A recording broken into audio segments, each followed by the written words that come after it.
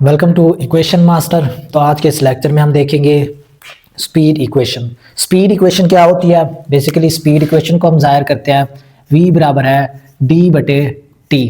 अब इधर v क्या है, d क्या है और t क्या है, ये हमने देखना है। अब बेसिकली जो स्पीड इक्वेशन होती है ये हम इसको यूज़ करते हैं किसी भी चीज़ की जो स्पीड होती है, मोशन करने की जो रफ्तार होती है, उसको हम जो है ना देखते हैं, इस इक्वेशन को यूज़ करके उसको हम जानते हैं।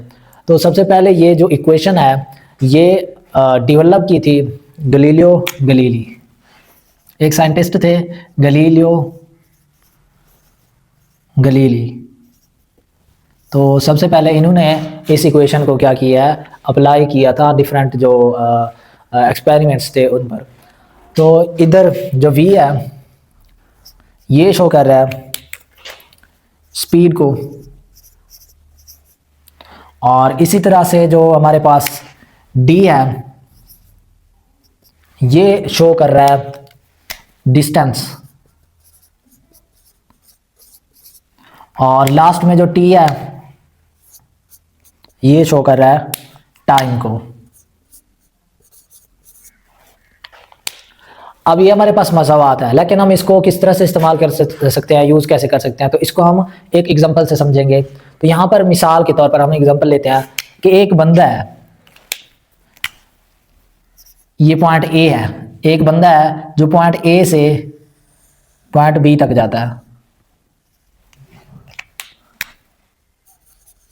बी तक जाता है, और इसी तरह पॉइंट बी से दोबारा कहाँ जाता है, ए तक जाता है। ठीक है, मतलब कि पूरा एक दो चक्कर लगाता है ए से बी, बी से ए तक। तो ये जो डिस्टेंस है जो ए से बी तक उसने कवर किया ये तकरीबन है, इसका एक का डिस्टेंस है वो है 50 मीटर है। ठीक है, मतलब कि उसने दो चक्कर लगाया तो 100 मीटर उसने क्या किया, कवर किया, 100 मीटर कवर किया। अब यहाँ से ए से बी तक और बी से दोबारा ए तक जाने के लिए उसको जो टाइम लगा वो यहाँ पर लगा है 50 सेकंड लग गया। ठीक है, जो टाइम लगा है वो 50 सेकंड लग गया, और जो फासला है, डिस्टेंस है, वो है 100 मीटर। ठीक है, तो ये दो चीज़ें हमारे पास मौजूद है। तो इसकी हम स्पीड कैसे निकालेंगे? सिंपली क्या करना है, इस फार्मूला के अंदर इन दो चीज़ों को क्या करना है, पुट कर देना है। तो यहाँ पर v बराबर हो जाएगा d की जगह पर हम d की वैल्यू लिखेंगे जो कि कितनी है, 100 मीटर है, 100 मीटर। ठीक है, और इसी तरह से जो हमारे पास टाइम है, जो टाइम लगा है उस बंदे को इतना फासला तय करने के लिए, तो वो था 50 सेकंड। तो इधर क्या लिखेंगे, 50 सेकंड। ठीक है, तो इसी तरह से ये क्या हो जाएगा, कट जाएगा तो हमारे पास जो जवाब है वो 2 आ जाएगा।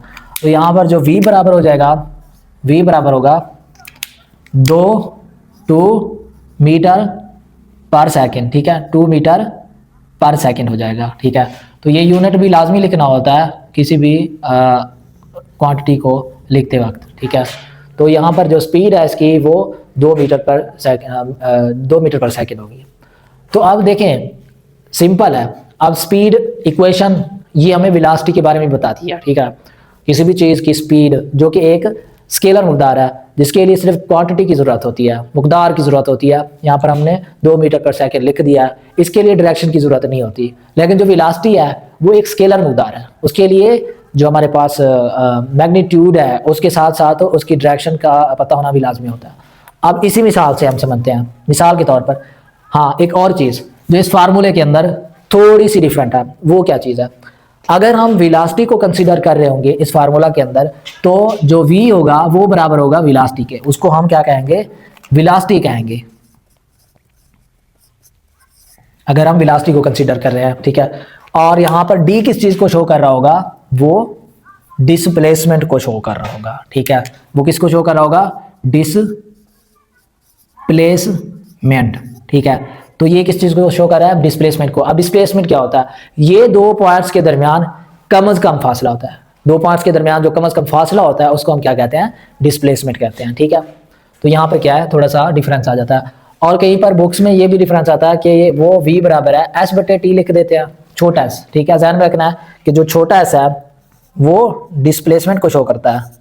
ठीक है, डिस्प्लेसमेंट, और इसी तरह से जो बड़ा एस होता है, ध्यान में रखना है, बड़ा एस हमेशा डिस्टेंस को शो करेगा। कहीं पे भी अगर बड़ा एस आ जाता है तो इसका मतलब ये है कि ये स्पेसिफाई हो गया है डिस्टेंस के हवाले से, और छोटा एस जो आता है वो डिस्प्लेसमेंट के हवाले से होता है, ठीक है। तो यहाँ पर वेलोसिटी, अब वेलोसिटी में डिस्प्लेसमेंट है तो इसी मिसाल से हम समझेंगे। अब यही फार्मूला लगाएंगे, लेकिन फर्क क्या आएगा, अब अगर ये एक बंदा पॉइंट ए से बी तक जाता है, मतलब कि हाफ 50 मीटर लेके, ठीक है, अब इसी तरह से बी से फिर से ए तक जाता है, देखें अब उसका जो पॉइंट है वो ए है, फाइनल पॉइंट ए है, तो वो ए से आया बी तक, बी से दोबारा ए तक, मतलब यहां पर डिस्प्लेसमेंट अब जीरो हो जाएगा। तो यहां पर हम डिस्प्लेसमेंट जीरो कंसीडर करेंगे, जहां पर हमने जो डिस्टेंस था वो हमने 100 मीटर जो है ना कंसीडर किया था, मतलब कि 100 मीटर ही था। तो यहाँ पर जो डिस्प्लेसमेंट बचेगा वो जीरो बचेगा। तो जब वेलोसिटी को ध्यान में रख के किसी भी चीज को हम हल करेंगे तो यहाँ पर जो है ना v बराबर हो जाएगा, अब ऊपर डिस्प्लेसमेंट होगा डिस्टेंस की जगह पे, ठीक है, तो यहाँ पर हम क्या लिख देंगे, जीरो लिख देंगे मीटर, कोई भी जो है ना डिस्प्लेसमेंट नहीं है, जीरो। तो इसी तरह से जो टाइम है वो कितना लगा है, 50 सेकेंड लगा है, 50 सेकेंड लगा है। तो यहाँ पर तकसीम करने के बाद हमारे पास जो वेलोसिटी आएगी v वो जीरो के बराबर आएगी, 0 मीटर पर सेकंड। मतलब कि यहाँ पर जो वेलोसिटी है, इस एग्जांपल को देखते हुए वेलोसिटी जीरो है, लेकिन जो स्पीड है वो 2 मीटर पर सेकंड है, ठीक है। तो ये फर्क होता है वेलोसिटी और स्पीड के अंदर, ठीक है। और इसी तरह से स्पीड के अंदर डायरेक्शन भी नहीं होती, लेकिन वेलोसिटी में डायरेक्शन होती है, ठीक है। यहाँ पर नॉर्थ से साउथ, साउथ से नॉर्थ की तरफ, अगर यहाँ पर कोई ना कोई वेलोसिटी होती तो हम लिखते कि जो वेलोसिटी है वो नॉर्थ की तरफ है या साउथ की तरफ है, ठीक है। तो ये सिर्फ डिफरेंस बताने के लिए इस तरह की एग्जांपल यूज किया। आई होप कि ये चीज़ें आपको क्लियरली समझ आ गई होंगी।